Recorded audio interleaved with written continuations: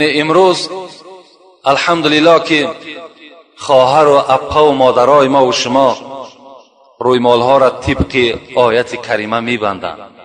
هزارها بار شکر. باور کن این یک خرسندی آور است، این یک باعث شکر هست که امروز زن ما و شما، خواهر ما و شما، اپای ما و شما رویمالش به گفت این زنی که به زندگی خود منش بسته است همچنان میبندد. این افتخار است. سلام علیکم برادر اهل اسلام. من سرحد اومدیم پرسیم مقصد برادر چه گذشته کردین؟ این مرد میخنده آخه گپ میزنی میخنده، گپ زدن نمیتونه کراچی. خیر راه داریم. من فوردم اینه بچه چه خطیمونه اینه.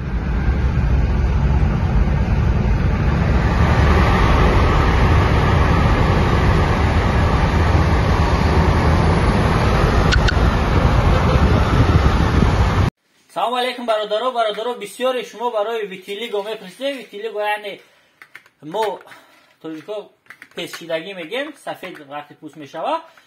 داروش اومگی کلمه در کار روشن پریزوست ایندیای انشاءالله که به حد رزولت خوب نشون دادگی. بسیاری برادرو زکس کن افکت شدیدگی هم خدمت تجربهش کردیم.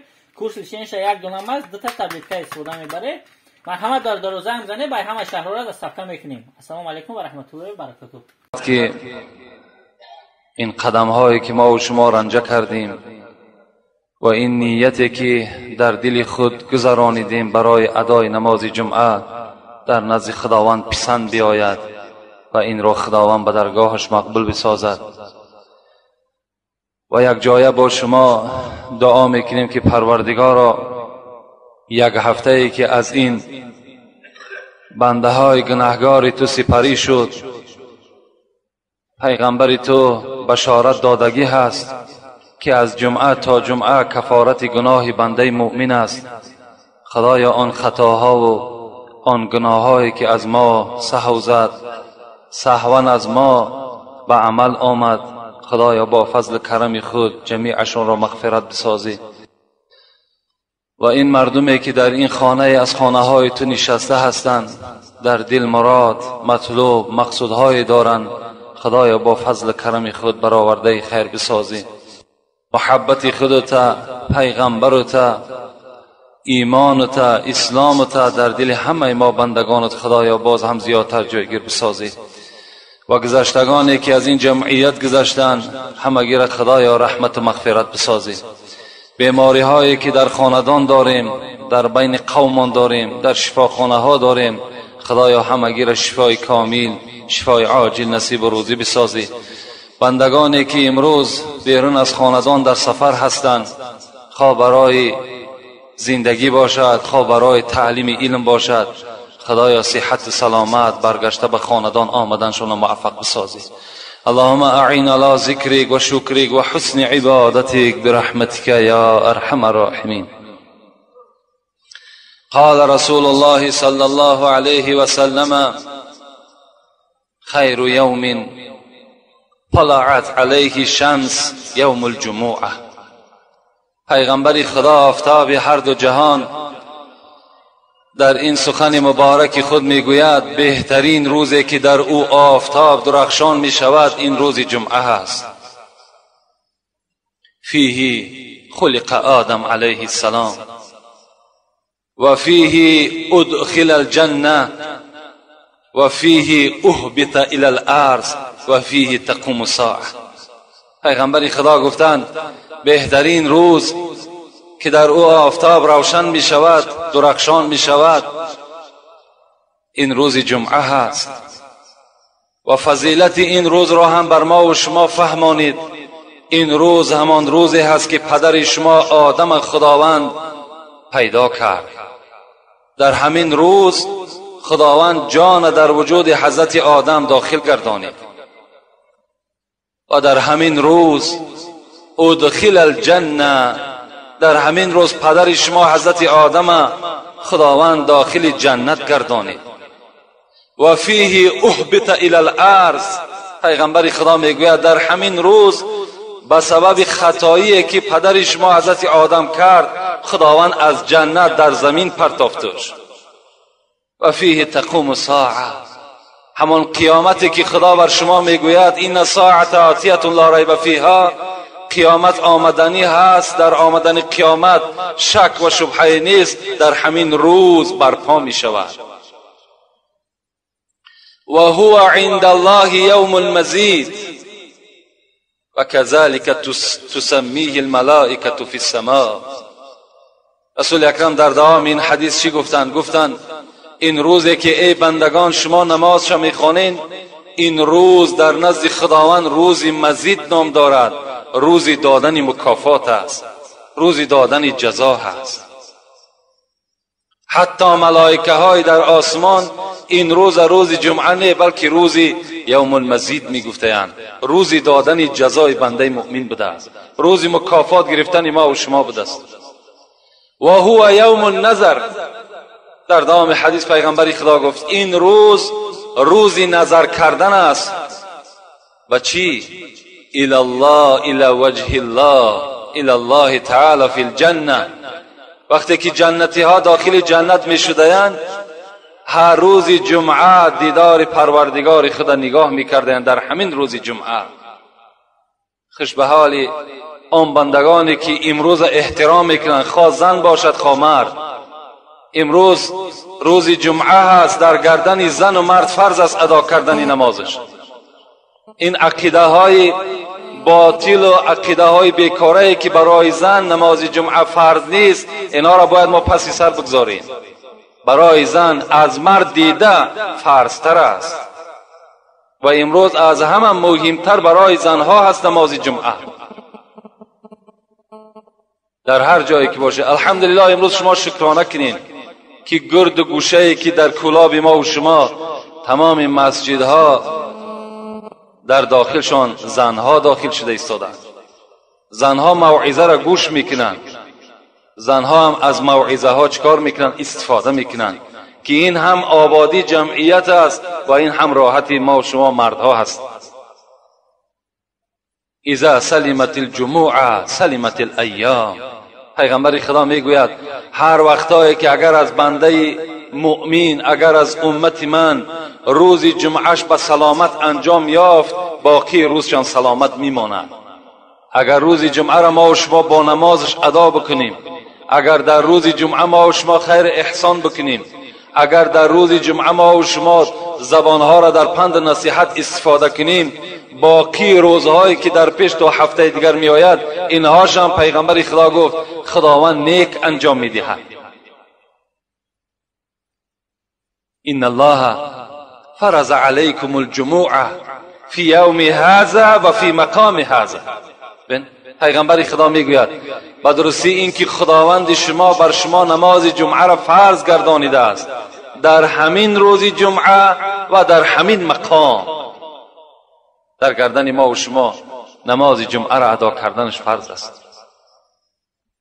حتی رسول اکرم میگوید من مات یوم الجمعه، کسی اگر در روز جمعه از بنده مؤمن از دنیا میگذرد، فله اجر شهید و وقی فتنه القبر. رسول اکرم گفت کسی که در روز جمعه از دنیا میگذرد، خداوند دو بهترین مکافات نصیب او میکند. اولا همچنان است که شهید از دنیا گذشته است، اجر شهید بر انسان عطا میکند. دوما از فتنه های قبر خداوند اون بنده جمعه ادا میکردگی را نجات میدهد. خوش به حال اون مرد، خوش به حال اون زنی که نماز جمعه میخواند، خداوند از این مکافات البته نائلش میکند. لکن وعید پیغمبر برای آدمایی که ادا نمیکنند جمعه را چی است؟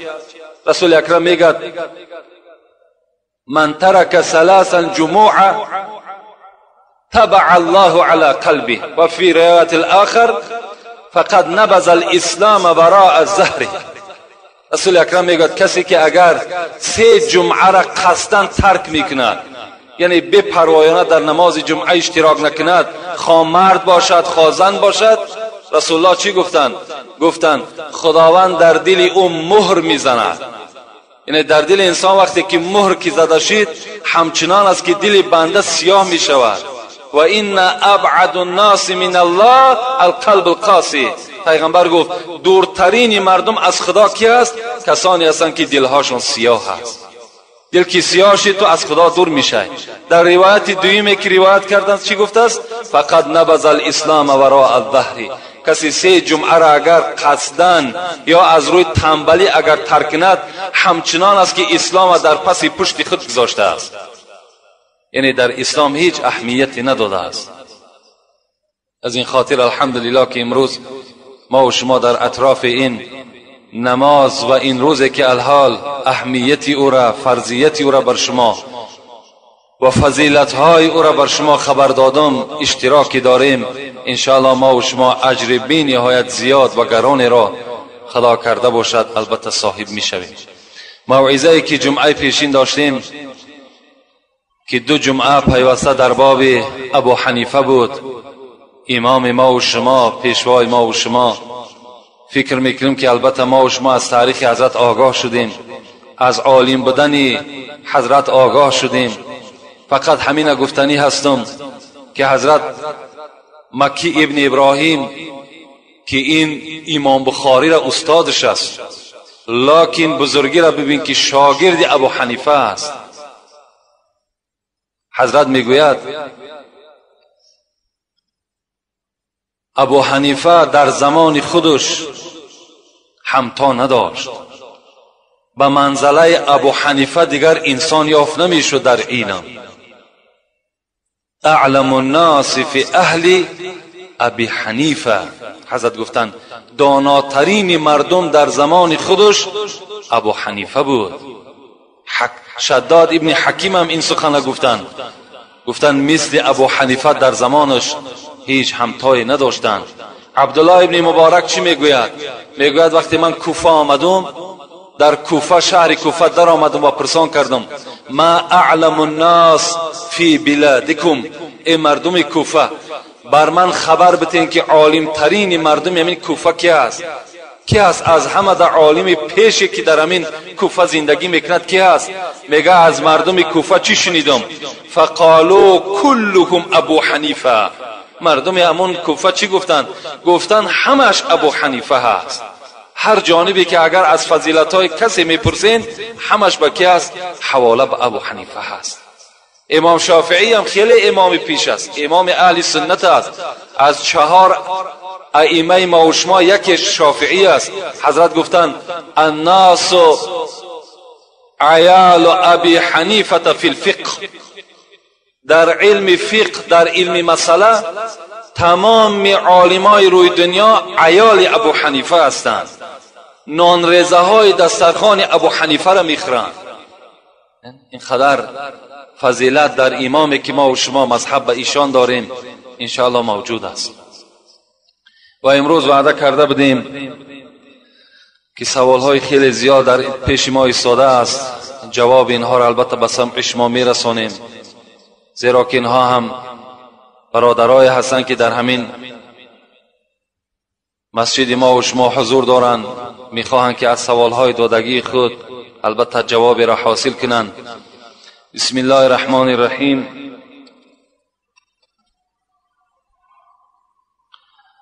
السلام علیکم داملای عزیز، یک سوال دارم. دست زن حلالی خود را در کوچه داشته راه گردی گناه است؟ یعنی مردی که اگر با همراهی زن خودش اگر در کوچه دستی او را می قپد راه می گردد، آیا در اسلام همین گناه است یا نه؟ رسول اکرم می گوید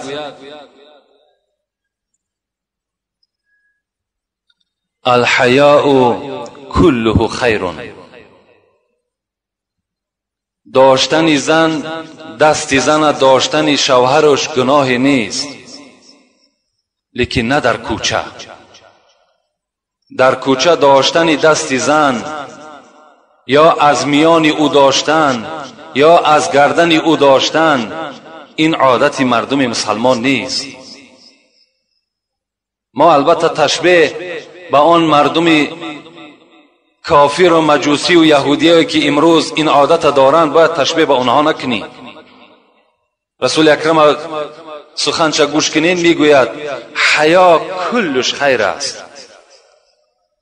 ابو سعید خدری چی میگوید؟ کان حیاء رسول الله صلی الله علیه و سلم اشد من العذراء،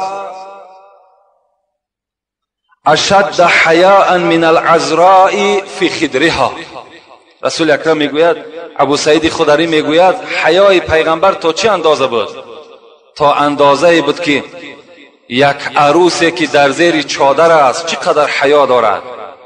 روز اولی که عروس به خانه شوهر می آید به نهایت یک حیای کلان او را احاطه کردگی است. ابو سعید خدری میگوید رسول اکرم حیاش از اون زن دیده زیادتر بود. ما و شما البته پیشوای داریم، باید حیا را البته چیکار کنیم؟ پیشه خود و شعار خود بسازیم. اگر چیزانی ما و شما است، در پهلوی ما و شما رفتن در یگان گناه نیست، شر نیست دست در گردن او، دست در دست او حواله کنیم ما و شما. خدا رحمت و مغفرت کند. حضرت عمر رضی الله تعالی عنه دوره های خلافتش میگه وقتی در کوچه اگر زن با شوهر در پهلو یکدیگر میدید با دره میزد، میگو شما پهلو در پهلو ننشینین، زیرا این یک کسلی هست که در دیگر انسان ها تاثیر میکند. شما اگر زنی تو هست یا این شوهری تو هست در خانه در آمده در پهلو یکدیگر نشینین، در کوچه نه. امروز نشستن زن با مرد در کوچه ها چی یک تأثیری بدی رسانید که امروز نه اینکه یک دست در دست او، بلکه امروز جوانهایی که در نکاح حلال خود اون زنها نیست یکدیگر را آغوش میکنند، یکدیگر را مثال گردن او را در پیش بر خود میگذارد که در کوچه ها ما و شما آشکارا میبینیم. وای بر حال اونها. چی میشود در نزد خدا چی جواب میگفته باشند؟ قسم به خدا اگر در همون زمان جان او را خدا بگیرد ایمان در وجود او نیست. از این مسئله البته ما و شما دور باشیم. السلام علیکم داملای محترم، من یک خواهر مسلمان شما هستم. یک سوال دارم. من سطر میکنم، میگویند که تو به زندگیت منت را بسته ای، این چی میشود؟ یعنی امروز الحمدلله که خواهر و اپا و مادرای ما و شما رویمال ها را طبق آیت کریمه میبندند. هزارها بار شکر. باور کن این یک خرسندی آور است، این یک باعث شکر هست که امروز زن ما و شما، خواهر ما و شما، اپای ما و شما رویمالش به گفت این زنی که به زندگی خود منش بسته است همچنان میبندد. این افتخار است. خدا در قرآن میگوید یا ایها النبی قل لازواجک و بناتک و نساء المؤمنین، ای محمد صلی الله علیه و سلم فراموش نکن که تو بنده من هستی. من بر تو امر میکنم که اولا بر دخترهای خودت، بعدا بر زنهای خودت. وقتی که دخترها و زنهای خودت که رعایه کردن، بعدا بر زنهای امتت خبر بده. چی خبر بده؟ یدنین علیهن من جلبیبهن ذلک ادنی یعرفن فلا یؤذین و کان الله غفورا رحیما. بر زنهای امتت خبر بده که بالای سرشان رویمال پرتایند و رویمال ها را چنان بندند که پیشهای بر و پسهای گردن اونها نتابد، بندهای دست اونها، بندهای پای اونها نتابد، تا که اونها در نزد من نجات میابند، تا که اونها شناخته شوند که اینها زنهای مسلمان هستند، تا که به اینها مردهای بی توفیق سخن بیهوده گفته نتانند. امروز بین این معجزه خداوندی است که وقتی زنی که ساتر داشته باشد هیچ مرد فاسق به جانب او گپ پرتافته نمیتواند. لیکن هر چی که میشود از همون زنهایی که سر لوچند، گردن لوچ هستند، پای لوچ هستند، همه بی تمیزی از جانب اونها هست. از این خاطر در این سخنها باید این خواهر ما و شما ملامت نشوند. اولین زنی که در اسلام قتل شد از پشت اسلام این مادر عماره بود، زن یاسیر. این مادر ما و شما امیه بود، برای اسلام ابو جهل به قتل رسانی داشت. وقتی گفتش از اسلام بگرد، از اسلام نگشت. چیکار کرد؟ رسول اکرم به پیشش میگذشت، قوتی نداشت. میگفت مادر میگفت صبر کن، ان الله مع الصابرین، خدا همراه صابران است، صبر کن، خدا ترا مکافاتی جزیل میده. این مادر صبر کرد. روز میگد ابو جهل آمد نزدش، آمد و گفتش، سمیه گفت از ایمان محمدی بر بگرد. سمیه باشد نه، گفت من بر نمیگردم. من اون خدایی را که بر او عاشق شدم و این پیغمبری که بر او عاشق شدم، این عاشقی را تا جنت میبرم، من در دنیا ترک نمیکنم. ابو جهل میگه چند دشنامهای قبیح هم داد و نیزه را برداشت و در شرمگاه همین سمیه زد و سمیه از دنیا گذشت. اولین شهیدی که در اسلام شده است انا زن شدگی هست. از این خاطر هیچ زن ملامت امروز پیدا می شود، زنهای پیدا می شوند که میگویند که جمعه کجا میره، جمعه برای شما شرط نیست، حالان که هزارها نامعقول کرده است او عالم است، او داملا است، او کسی نباشد. امروز شما را ملامت میکنم برای سترتان، لیکن شما ملامت نشین، شما در نزد خدا مکافات میگیرین. شما هم جواب قبیح نسبت اونها جواب بگین. خدا رحمت کند مولوی را میگوید به ذکر حق کسی که کرد آهنگ، ز هر سو نوکری شیطان زند سنگ. به ذکر حق کسی که کرد آهنگ، ز هر سو نوکری شیطان زند سنگ. ز هر سو می جکد سگ بر سری راه، نظر بر سگ مکن رو سوی الله. هزاران کاروان رفتند دو دو، هنوز این کلب ها دارند او او. خدا رحمت کند مولوی را. این کلب ها گفته سگا را میگن. همون زنهایی که شما را ملامت میکنن، همون مردهایی که شما را ملامت میکنن، به خدا قسم از سگ دم پستر هستند. سگ هم در نزد خدا قدر دارد، اون از سگ دیده پستر است. شما به ملامتی و ملامت هم نشین، غمگین هم نشین. این راهی که شما گرفتین راهی راست است، راهی درست است، راهی جنت است.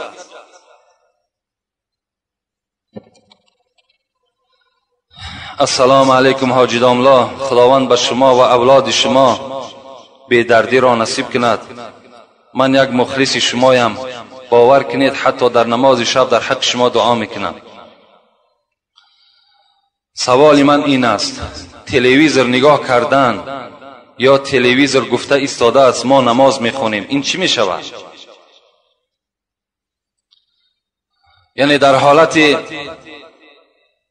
تلویزیون تماشا کردن آیا جایز است؟ یا در حالت تلویزیون میگوید ما و شما نماز خونده ایستاده ایم، نماز ما چی میشود؟ این السمع والبصر والفؤاد كل اولئک کان عنه مسئول. صدق الله العظیم. خدا به شما میگوید به درستی این که گوشهای شما،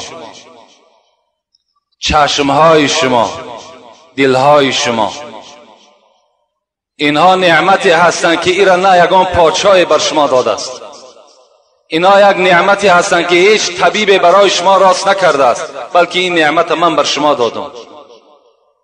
و از شما این نعمت‌هایی که دادم، این نعمت‌ها سوال کرده می‌شوند که در کدام راه تو این استفاده کردی. تلویزیون اگر ما اخبار نگاه کنیم باکی ندارد. اگر از تلویزیون ما و شما اگر یگان پند موعظه باشد نگاه کنیم باکی ندارد. یا امروز کسیته هایی که از امر معروفا ثبت شده ایستاده است برده در تلویزیون تماشا کنیم باکی ندارد. لکن پناه به سوی خدا از آن رقص بازی که شما نگاه میکنید، پناه به سوی خدا از آن صورتهای پورنوگرافی که در تلویزیون ما و شما، زنهای لوچ، مردهای لوچ یک جا هستند، ما و شما به سوی او نگاه میکنیم. رسول اکرم میگوید العینان تزنیان و زناهما النظر. چشمها هم زنا میکنن و زنای چشم چی است؟ نظر کردن به سوی حرام کرده های خدا. شما وقتی که اگر بر تلویزیونی که نگاه میکنید در او رقص بازی است، یا در او مثال بگیم بدنهای لوچ است، یا دیگر معرکه‌های فاسده که خدا بر اونها حرام کرده است، این چشمها را به سوی او روان میکنین. به خدا قسم حدیث پیغمبری خدا است در چشمهای شما و گوشهای شما سرب دوزخ ریخته می شود. شما این احتیاط کنید، هیچگاه نظر بر این نکنید. این هم یک داعی همون یهودیا هست که امروز ما و شما را تبلیغ به سوی همون حرام ها میکنه. از دجال دیده همین تلویزیون امروز بدتر است. خیلی با احتیاط باشید. همان چیزی را که اسلام برای شما رخصت داده است همون را نظر کنید، بر هر حرام کرده های خدا نگاه نکنید. در حالت تلویزیون اگر گفته ساده باشد، شما اگر نماز میخوانید در نماز شما کراهیت پیدا می شود، تلویزیون خاموش کرده شود، بعد نماز خوانده شود. زبان آمده از بحر شکر و سپاس، به غیبت نگرداندش حق شناس. گذرگاه قرآن و پند است و گوش، به بهتان و باطل شنیدن نکوش. دو چشم از پی صنع باری نکوست، ز عیبی برادر فرو گیر نکوست. خدا رحمت کند سعید به ما و شما حضرت شیخ سعدی را که بر ما و شما خبر میدهد. چی میگوید؟ این زبانی که خدا در کام شما جا کرد، این برای ذکر و سپاس او ذات است. این گوشهایی که برای شما داده است که امروز در اکثر ماشین های ما و شما صدای نغمه های ناجایز است که ما با این گوش ها گوش میکنیم، شیخ سعدی میگوید که این برای شما جایز نیست. نه یک شیخ سعدی بلکه خدای شما، پیغمبر شما را منع میکند از گوش کردن. و این چشم هایی که خدا بر شما داده است، اینا برای چی است؟ برای این بزرگی خدا را مشاهده کردن است. شما آسمان را نگاه کنین بی ستون، این ذاتی که خالق همه ما و شما است چگونه نگاه دارد. زیر دریا را نگاه کنین، اینا را شما مشاهده کنین. این چشم برای این است.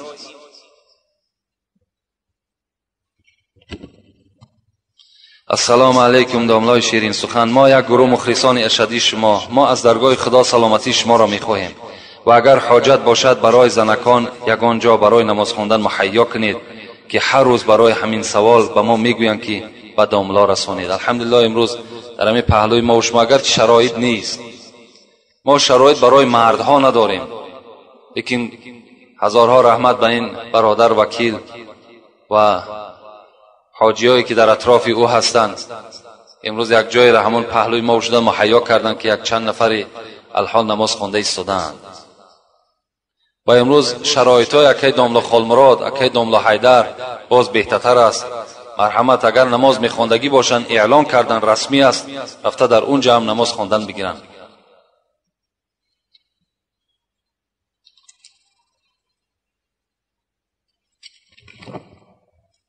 السلام علیکم داملای عزیز. اولا خواهش دارم که خداوند توانا زبان شما را باز هم از این زیادتر با راه بگرداند و چی مراد و مقصودی که داشته باشین خداوند حاصل بگرداند. یک سوالی دارم. در مسجد ما یک نماز ملایمون نبود، مرا مجبور کردند که تو نمازت را خوانده دی. من نمازشان خواندم و قوم به عذر خندیدند. آیا گناه های همونها در گردن من هستن یا نه؟ در آخر داملای عزیز خواهش دارم که دعا کنید که من خداوند گناه مرا ببخشه. یعنی اگر وقت کدامی از شما امام میشوین قوم میخندد نمیخندد، این بر ضرر امام نیست. قوم اگر چی نغمه ای که از پس امام کردن میگیرد، در نزد خداوند جوابگر قوم است نه امام است. پیغمبر خدا بر شما میگوید اعبد الله کأنک تراه فإن لم تکن تراه فإنه یراک. خدا را چنان عبادت کن که همچنان که خدا در پیش تو است. فإن لم تکن تراه فإنه یراک. رسول اکرم و اگر چند خدا را تو نمیبینی لیکن خدا تو را میبیند. و آن خنده و آن نغمه هایی که از پس امام کدام قومی که میکند او را البته خدا نظارت کردیسه و در نزد خداوند البته گناهکار میشود. این با ملا امام هیچ تأثیری ندارد. خدا این برادر گناهایی که کرده است به حرمت این روز جمعه خدایا با فضل کرم خود مغفرتش بسازی. آمین و رب العالمین.